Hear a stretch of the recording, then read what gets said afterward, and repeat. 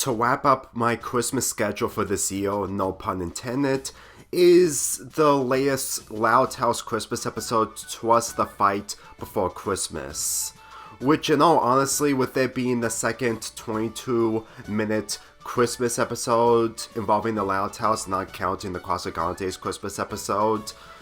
it really feels like that they did what they could in order to make this its own thing in comparison to 11 Louds of Leaping, which is the best Loud House Christmas material from the franchise. Lincoln, his siblings, and his cousins are trying to settle the feud between Linsaw and his brother Lance. And to tell you the truth, this ideal was really bound to happen when it comes to Lynn's brother being a main character and being shown for the first time in this franchise. Along with the cousins, but we're gonna get to them later. To be really honest with you, watching this second 22-minute Loud House Christmas episode is honestly a breath of fresh air because I actually found the elements of the characters going to Camp Macedon to celebrate Christmas with their cousins is honestly a good idea, and it's honestly mostly fanfiction related when a fanfic writer wanted to do Christmas at Camp Mastodon and use the fact that this show is using these characters in order to celebrate Christmas there is honestly a dream come true when it comes to fanfic writers. Granted, I'm not sure if fanfics of characters celebrating holidays at Camp Macedon exist, but let me just say this right now, that with the amount of times I see the characters celebrate Christmas at Royal Woods, it's somewhat stale. Granted, it could happen again, but at the same time, after the live-action film from 2 years ago and the 11-minute Christmas episodes, well, it was taking place in Royal Woods, it's honestly a good change of direction by having these characters being placed into a different location. But let's get into the problems that I have before we go back into the positives, because the feud between Linsaw and Lance, it's relatable that it happens in real life, and for this episode's credit, it doesn't have any fantasy elements, but on the other hand, due to how it drags out a little longer than it needs to when it comes to the feud between the two, it kind of overshadows the development on seeing what the cousins are mostly capable of and doing much of the plots. Like, the cousin that is close to Lincoln does do much when it comes to the final minutes of the episode, but considering that this also leads to Linsaw and Lance working together, it's bound to happen, but at the same time, it's still predictable. And when they go back to get into each other's faces due to a huge misunderstanding where Lance used his brother's spatula to kill a spider, which Linsaw thinks that he is destroying his spatula, it's way too predictable to the point that I've seen most of these jokes happening in previous episodes, especially from the Casagantes, that get old really fast. I'm just saying that brothers getting at each other's faces is something that happens in the real world, especially when you get older and older. But the thing is, when this is getting the most screen time by having a different direction on making the episode better, then that is honestly one of the biggest problems of this episode. When this episode came out earlier this month, people were really enjoying Shelby, who is one of Lincoln's closest cousins. And to tell you the truth, she is really charming, and it's really a shame that she doesn't get enough screen time as much as the other cousins, or mainly her two brothers, which is really a shame. Let me just say this, that I admire on the fact that people enjoy these characters, since that the Loud House is really good at making characters look good and mainly making a good impression. Granted, they don't do it all the time when it comes to the antagonists, but it's honestly amazing that they managed to make these characters really likable for how they're portrayed. tell me, there was a lot of potential when it comes to doing these characters, and even when they have their moments, you can tell that they could have done a lot more in this episode. So for me personally, the biggest problems that I have when it comes to the cousins is that they don't get a lot of screen time, and with this being 22 minutes longer, it really feels like that it's padding out the runtime when it comes to Linso and Lance. Granted, Shelby does contribute towards the end, but at the same time, with her being in danger along with Lincoln and Lori, it's really disappointing. Since that the dialogue that she gets and how her scenes are adorable can really contribute to what she's capable of if she does return, if the show gets renewed for an 8th season. That's really what really makes me question on what these characters would do with them being introduced for the first time. Believe me, if Chris Savino had the knowledge on introducing the cousins on screen, I'm pretty sure he would have having that happened in season 4 if he was still around. But like I said, it's mainly of how that these people working on these episodes on their own is mainly on how they can make them good on pleasing people the right way, but at the same time, it's always the opposite. Like, when Chris Savino was around when it came to the first episode introducing the Casagantes, he, along with the people, did a good job on making the Casagantes gave out a really good impression. And these characters did have a good impression, but at the same time, they didn't get a lot of screen time in order to showcase more on their personality and their likability. And even if they did, it just wasn't enough. And it's really a shame considering that there are only 5 characters rather than 10 from the Casagantes debut episode. Besides, it really feels like that the Loud siblings and the cousins knew each other, which does work when it comes to off-screen, but for a debut episode involving the Loud cousins, it just doesn't work. At least in the Casagantes debut episode, it really feels like that Lincoln and Lori are trying to get to know the Casagantes, and when they are shown for the first time on screen, which is us to the viewer, we can actually get an understanding of them on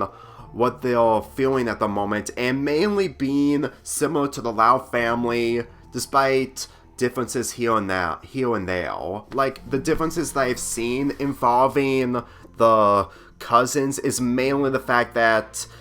Shelby's brother is mainly into putting stars on top of Christmas trees and doing jumps and stuff like that. And when it comes to her brother, he is like Luna when it comes to singing. And to tell you the truth, if I would reconsider on seeing these two characters have an episode with each other, I'm going to assume that they're going to have Shelby's older brother to be mostly part of Luna's band temporarily, but at the same time, they've already did that with the season 7 episode way earlier when it comes to Nana. Getting back to Lance, since that the continuity or the continuity from this show is taking place after Home of the Fave, which shows that Linso has a brother, which hasn't been revealed on screen, and he was inside of Vanzilla during his childhood. And just seeing childhood memories of him and his brother seeing the cutting tree incidents, I have to admit that it's really nice to actually see these elements come into full play when it comes to the continuity, which is really a shame because when this show, even in its later seasons, tried to do good things when it comes to the continuity, it's really rare. Believe me, when you think about of how that one of the writers who wrote one of the worst episodes, mainly Andrew Brooks, who actually contributes into making this episode, I can guarantee you that the other writer did the best of he or she to make this episode good. And to tell you the truth, I think that the problems that I've mentioned may be from Andrew Brooks, but that's mainly my perspective. I'm gonna be really real with you that when it comes to the banter, it may be dragged out for too long. I have to admit that the scenes centering around them was honestly good, mainly when they make a huge snowman, especially since that Lance's snowman ended up becoming superior for how it was designed, while Linso's snowman, not even close, even if it's humongous. I'm being real with you that whenever we have less of these, it would have been a lot more better if these characters were actually communicating with each other than just going against each other. Like I said, the rivalry may be in the way that it's difficult for them to get along, but at the same time, when it comes to the flashback centering around the rivalry, I'm honestly having a difficult time seeing of how the adults are supposed to be taking themselves seriously, but also the fact that it's mainly the fact that these characters are instantly sensitive when it comes to the insignificant bits, especially during the Christmas season. Believe me when I say this, when Lincoln was narrating in this, I'm pretty sure that the focus was having him rhyme when it comes to narrating this, rather than Linso and Lance's character. And the fact that another kid is voicing Lincoln, which could be a hint that Season 8 may happen, but at the same time, we still don't know. I would say that when it comes to the fathers trying to save the siblings and cousins, I have to admit that it actually works out, since that it's being a lot more serious with Lincoln, Loie, and Shelby being in the position on thin ice. Well, they're gonna be drowning in cold water, which for me personally, I don't think it ever happened before on this show. So seeing the stakes involved is honestly a lot more serious to see Linso and Lance working together. And before any of you asks, if you're gonna say that the characters are dumb to go on thin ice, I'm gonna be real with you that the dumb IQ from these characters has been overexposed to the point that it's becoming normalized, but at the same time, it's not really a huge problem like it was in previous seasons. But then again, I would probably lie that the seasons that the characters' IQ have been dumbed down hasn't been aged on their own, which for me personally, every single episode ages differently with a different point of view. So in all honesty, I'm really getting mostly used to the IQs of the characters at this point, even though that they could have done a lot more better decisions. But with that being said, I still enjoyed this episode from beginning to end, and even though that the problems are mostly in the way when it comes to the bantering between Linso and Lance getting more screen time, I felt like that this is literally the best of what this show can do when it comes to a second 22-minute Christmas episode, that even if it may not be on the same lengths as the 11 Louds of Leaping and the Cross-Agantes episode, if you want to include that, it's still refreshing that we finally got another 22-minute Christmas episode from this show after 7 years. Long overdue or too little too late, but at the same time, I really felt like that when they actually make these episodes, especially when it came to the Halloween episode that they premiered last year, it really feels like that they're still good when it comes to the newer episodes of The Loud House. I'm also happy that The Loud House is wrapping up the Christmas schedule, since that I know full well that there isn't a chance that The Loud House is going to wrap everything up if it wasn't part of a Sunday for my schedule of this year. And considering that there's one more Loud House video coming next Sunday, it's honestly a good thing that I'm having the Loud House videos happening on Sundays rather than any other day, even though that there were a few occasions where they were on a day that isn't Sunday, but still. I wish you all a Merry Christmas, and when it comes to the circumstances of 2024 for my channel, you're either gonna be disappointed for what I have in store once I upload that video this week, but just be prepared. Believe me, as much as we all have a good Christmas, what happens afterwards doesn't mean much when Christmas is done and over with. Sad but true, but I'm not trying to ruin your spirits right now. I'm giving this episode an 8 out of 10.